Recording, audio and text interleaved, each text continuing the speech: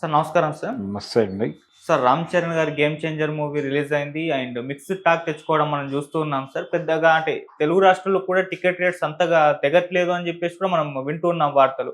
అయితే ఇప్పుడు మరి మొదటి రోజు కలెక్షన్స్ ఏ విధంగా ఉన్నాయన్న ఒక చర్చ జరుగుతుంది సార్. మరి మొదటి రోజు కలెక్షన్స్ రిపోర్ట్ ఏ విధంగా ఉంది సార్ ఈ సినిమాకి సంబంధించి?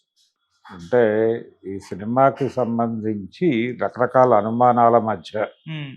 అంటే 'శంకర్' మీద ప్రేక్షకుల్లో ఉన్నటువంటి ఒక రకమైన డౌట్. ఈ సినిమా ఎలా ఉండబోతోంది అనేటువంటి అనేక సందేహాలు ప్రేక్షకుల మనసుల్లో ఉండటం వలన హ్మ్. ఈ సినిమాకి ఎటువంటి బజ్ క్రియేట్ కాలేదు. అయితే ఈ సినిమా ట్రైలర్ కొంత హైప్ క్రియేట్ చేయగలిగింది. అలాగే వ్యూస్ పరంగా అదొక రికార్డు సాధించింది. అవును. ఆ మేరకు ఆ ప్రభావంతో సినిమా వసూళ్లు కూడా బాగానే ఉంటాయి అనుకున్నారు. కానీ తీరా బుకింగ్ ఓపెన్ అయిన తర్వాత ఆ హడావిడి కనిపించలేదు అక్కడ. అంటే అంత ఈగర్గా జనం లేరు అనేది అర్థమైపోయింది. ఈ సినిమాకి సంబంధించి 55% ఆక్యుపెన్సీ ఉంది వెరీ ఫస్ట్ డే మార్నింగ్ షోస్కి హెవీగా ఉంది. అంటే 47% అని చెప్తున్నారు. అయితే తర్వాత ఇమ్మీడియట్గా 10% డ్రాప్ అయింది తర్వాత షోకి అని. మార్నింగ్ షో తర్వాత రెగ్యులర్ షోస్ మొదలవగానే 10% డ్రాప్ అయింది, ఇంకొంచెం డ్రాప్ అయింది, అలా డ్రాప్ కొనసాగుతుంది అనేది వస్తున్నటువంటి నివేదిక.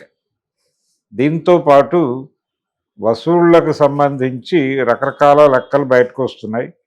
అంటే 13 కోట్లు 13 నుంచి 14 కోట్లు అనేది ఇండియా వరకు 13 నుంచి 14 కోట్ల మధ్య అనేది ఒక లెక్క వస్తుంది. కానీ 22 కోట్లు అనేది చెప్తున్నారు ఇండియా వైడ్ అన్ని లాంగ్వేజెస్లోనూ కలిపి. ఈ 22 కోట్లు అనేది అనుకుంటే డ్రాప్ మొదలైంది అనేది కూడా ఆక్యుపెన్సీ ప్రకారం చెప్తున్నారు. ఈ ఆక్యుపెన్సీ ప్రకారం డ్రాపు ఈ 22 అనేటువంటి ఇండియన్ మార్కెట్ వరకు చూస్తాయి. వరల్డ్ వైడ్ దానికి 30-35 మధ్య అంటున్నారు. 40 అనే మాట కూడా కొంతమంది చెప్తున్నారు. కానీ ఇంకా యాక్యురేట్ ఫిగర్స్ రావడానికి టైం పడుతుంది.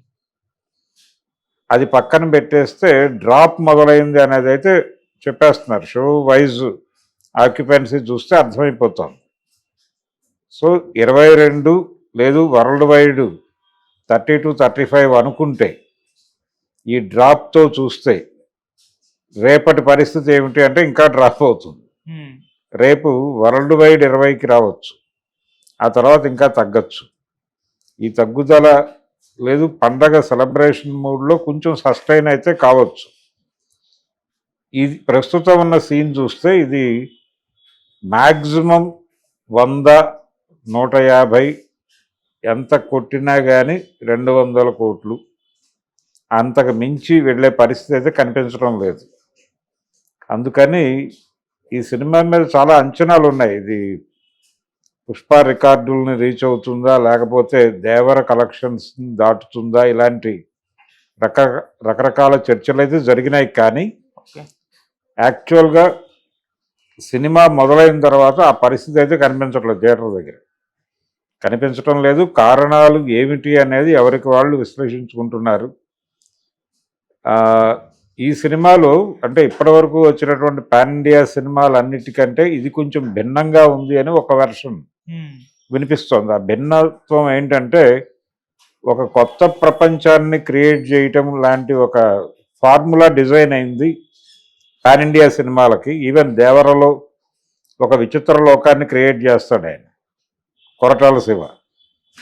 అలాగే RRRలో ఒక విచిత్రమైన ప్రపంచం ఉంటుంది. ఇలా ఒక వేరే ప్రపంచాన్ని క్రియేట్ చేయటం అనేది, ఒక వేరే లోకాన్ని క్రియేట్ చేయటం అనేది ఈ పాన్ ఇండియా ఫార్ములాలో భాగంగా నడుస్తోంది. కానీ ఈ సినిమాలో అటువంటిది ఏమీ లేదు కదా, ఇది కొత్తదనమే కదా అనే పద్ధతిలో కొంతమంది అభిమానులు మాట్లాడుతున్నారు. కానీ ఇది సాంఘిక సినిమాని జానపద పద్ధతిలో చిత్రీకరించినట్టుగా కూడా ఒక విమర్శ ఉంది. అంటే చాలా సన్నివేశాలు చాలా ఇల్లాజికల్గా నడిచిపోయినాయి. ముఖ్యంగా ఆ కౌంటింగ్ బూతుల మీదకి విలన్ గ్యాంగులు దాడి చేసేటువంటి పద్ధతి, దాన్ని హ్యాండిల్ చేసేటువంటి పద్ధతి కూడా వాస్తవానికి కొన్ని వేల కోట్ల దూరంలో, వేల కోట్ల రెట్ల దూరంలో ఉంది అనేటువంటి ఒక అభిప్రాయం అయితే జనంలో ఉంది. అందుకని ఎటువైపు చూసినా ఈ సినిమా వసూళ్లు పెరిగే పరిస్థితి అయితే కనిపించడం లేదు. ఈ మేరకు స్థిరంగా ఉన్నప్పటికీ 5 రోజులు, కనీసం 5 days ఇలా సస్టైన్ అయినా కానీ ఇది 120 దాకా వెళ్ళొచ్చు. ఓకే. ఆ తర్వాత డ్రాప్ మొదలైతే చెప్పలేము. ఒకవేళ ఇంకొంచెం లాగితే 150-200 మధ్య ఎక్కడో లాంచ్ అవుతుందేమో అని ఒక అంచనా. అంతకు మించి వెళ్ళే పరిస్థితి డెఫినెట్గా లేదు. అంటే బ్రేక్ ఈవెన్ అసలు 100 దాటుతుందా అనే డౌట్ కూడా ఉంది. ఓకే. మనం పాజిటివ్గానే ఆలోచిద్దాం. పాజిటివ్గానే ఆలోచించి ఈ వీక్ డేస్ బాగానే ఉంటుంది, ఒక అంటే ఇది ఉంది కాబట్టి, హాలిడే సీజన్ కాబట్టి జనాలు సరదాగా సినిమాకి వెళ్ళే ఛాన్స్ ఉందేమో చూద్దాం. ఓకే. అంటే ఎల్లుండి ఇంకొక సినిమా రిలీజ్ ఉంది, బాలకృష్ణ సినిమా. ఆ సినిమా ఇంపాక్ట్ ఎలా ఉంటుంది అనేది చూడాలి. దాంతోపాటు సంక్రాంతికి వస్తున్నాం అనేది మళ్ళీ గ్యాప్లో ఉంది. అవును. ఈ 2 సినిమాల హడావిడి ఎలా ఉంటుందో చూడాలి. ఇదేమో out and out mass cinema Daaku Maharaj. ఒకవేళ అది రైజ్ అయితే ఈ సినిమాకి ఇంకొంచెం డ్రాప్ అవ్వచ్చు, ఇంకొంచెం అంటే సస్టైనబిలిటీ తగ్గుతుంది. అంటే హాలిడేస్లో దానికి టికెట్లు దొరకని వాళ్ళు దీనికి వచ్చే ఛాన్స్ ఉంది. అయితే ఇప్పుడు ప్రజెంట్ టాక్ స్ప్రెడ్ అయి ఉంది.